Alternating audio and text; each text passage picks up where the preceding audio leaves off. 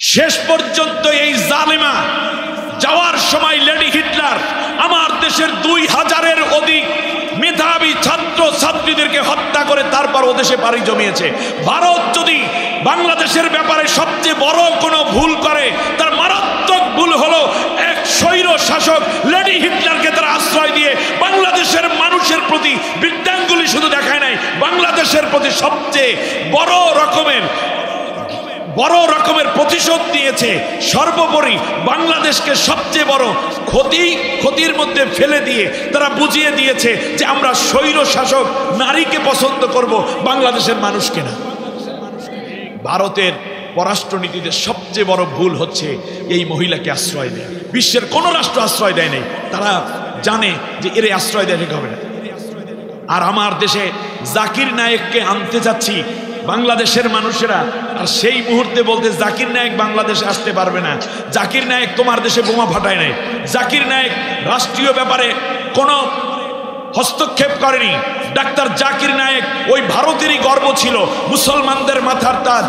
আজকে তাকে নাগরিকত্ব বাতিল করলা, বিশ্বর বিভিন্ন রাষ্ট্র তারই সূত্র ধরে বিভিন্নভাবে তার প্রতি দোষারোপ করলো। তারপরে তার পিস টিভি বাংলা, ওখানে হিন্দি বন্ধ হয়েছে, আমার দেশে ববুজান বাংলাটা বন্ধ করে দিয়েছে পিস টিভি বাংলা। দুবাইতে তার নিজস্ব স্টুডিও ছিল, সেটাও ফ্রিজ করে দেয়া হয়েছে। মালয়েশিয়া তাকে কোনো কথা বলবে না, কেবল এই শর্তে থাকতে দিয়েছে। আমার বাংলাদেশ বিশ্বের দ্বিতীয় বৃহত্তম মুসলিম কান্ট্রি। ডাক্তার জাকির নায়েক মুসলমানদের মাথার তাজ।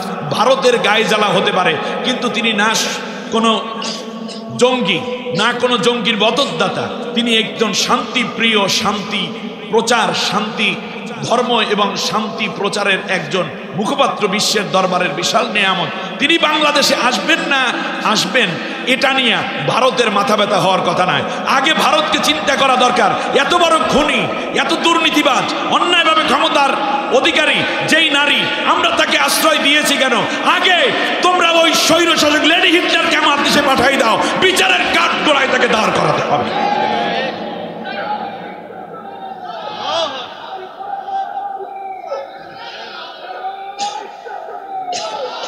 সুতরাং বাংলাদেশে জাকির নায়েক আসবে, বলেন ইনশাআল্লাহ। যদি এই অন্তর্বর্তীকালীন সরকারের কোমরে যদি জোর না থাকে, তাহলে মনে করতে হবে আপনাদেরকে এখনো ভারত ভয় দেখায়, আর আপনারা ভয় দেখাচ্ছেন। আপনারা তো ভারতের দোসরদের বিপরীতে ছাত্র সমাজের রক্ত এবং লাশের উপর দাঁড়িয়ে থাকা একটা সরকারের নাম মাত্র, ঠিক না?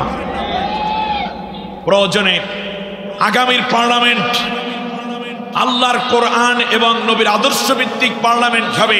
সেই পার্লামেন্টে যারা নেতৃত্ব দেবে ইসলামপন্থীরা, তারা ডাক্তার জাকির নায়েককে নিয়ে আসবে ইনশাআল্লাহ। প্রিয় বন্ধুগণ, আমি আপনাদের সকলকে আন্তরিক কৃতজ্ঞতা জানাচ্ছি।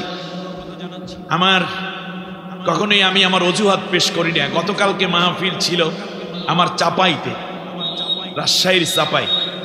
সেই মাহফিল শেষ করে ঢাকা হয়ে এখানে, এর মানে হচ্ছে ঘুম নেই। বেশ কয়েকটা রাত ধরে ওইভাবে ঘুমোতে পারছি না, ফলে শারীরিকভাবে আমি ক্লান্ত। আপনাদের এই চমৎকার আয়োজন, ভালোবাসা এবং আমার প্রতি আপনাদের মায়া দেখে সত্যি আমার প্রচণ্ড ভালো লেগেছে। আমি কৃতজ্ঞ আপনাদের প্রতি। দোয়া করছি আল্লাহ তাআলা সাতক্ষীরার এই জমিন থেকেই আগামীর পার্লামেন্টে কোরআনের পতাকা উড্ডীনের নেতৃত্ব সাতক্ষীরা থেকে শুরু হবে ইনশাআল্লাহ। যে কোনো আন্দোলন এবং মানবতার কল্যাণে সাতক্ষীরাবাসী আগে ছিল। আশা করি দল মত ধর্ম বর্ণ নির্বিশেষে আমরা সবাই মিলে আগামী দিনে কোরআনের বিজয় দেব, কোরআনের পথে থাকব। ফেরাউনের নীতি নৈতিকতা যারা অবলম্বন করবে, আমরা তাদের পক্ষে থাকব না। যারা আল্লাহ তাআলার জন্য নিজেদেরকে উৎসর্গ করে, আমরা তাদের সাথে থাকব। সেই সোনালী দিন দেখার প্রত্যাশায় আল্লাহ রব্বুল আলামিন আমাদেরকে কবুল করে নিন। কোরআন এবং সুন্নাহ থেকে যে কথাগুলো বললাম, আল্লাহ যেন আমাদেরকে মনে রেখে আমল করার তৌফিক দেন। আমিন।